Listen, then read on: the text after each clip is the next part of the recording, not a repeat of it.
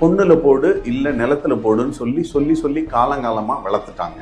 எல்லாரோட இன்வெஸ்ட்மெண்ட் பேட்டர்னும் அதுலதான் இருந்தது. இப்பதான் ஓரளவுக்கு டைவர்சிஃபையாக ஆரம்பிச்சிருக்கு. தங்கத்தை பொறுத்தளவு என்னால இப்ப 1000 ரூபாய்க்கு தங்கம் வாங்க முடியுமா அப்படின்னு பிராக்டிகலி இம்பாசிபிள். 1000 ரூபாய்க்கு என்னால இடம் வாங்க முடியுமா அப்படின்னா பிராக்டிகலி இம்பாசிபிள். ஆனா 1000 ரூபாய்க்கு நான் மியூச்சுவல் ஃபண்ட் வாங்க முடியும். அதன் மூலமா என்னுடைய பணத்தை பெருக்க முடியும். நான் ஒரு இன்டர்வியூல கூட சொல்லியிருந்தேன், ஒரு 100 ரூபாய் ஒரு இன்வெஸ்ட்மெண்ட்டை ஒருத்தர் 10 வருஷம் பண்ணிட்டு அதுக்கப்புறம் மறந்துடுறாரு, அதோட இன்னையோட மதிப்பு எவ்வளவு அப்படின்னு சொல்லி ஒரு இன்டர்வியூட்ட கேட்டிருந்தேன். 100 ரூபாயை 10 வருஷம் எஸ்ஐபி மூலமா போட்டுட்டு வந்து 12,000 ரூபாய் சேர்த்திருப்பாரு.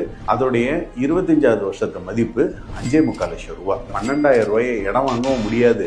கோல்டுல நான் வாங்கியிருந்தாலும் வெறும் 3 கிராம் தான் வாங்கியிருக்க முடியும். 3 கிராம் வாங்கியிருந்தாலும் இன்னைக்கு 10,000 ரூபாய் கோல்டுன்னு வச்சாலும் 30,000 தான் ஆயிருக்கும். 30,000 ரூபாய் வேல்யூ வைங்க, 5.25 லட்சம் ரூபாய் வேல்யூ வைங்க. கோடீஸ்வரர் ஆக முடியுமா மியூச்சுவல் ஃபண்ட் இல்லைன்னா? கண்டிப்பாக ஆக முடியும்.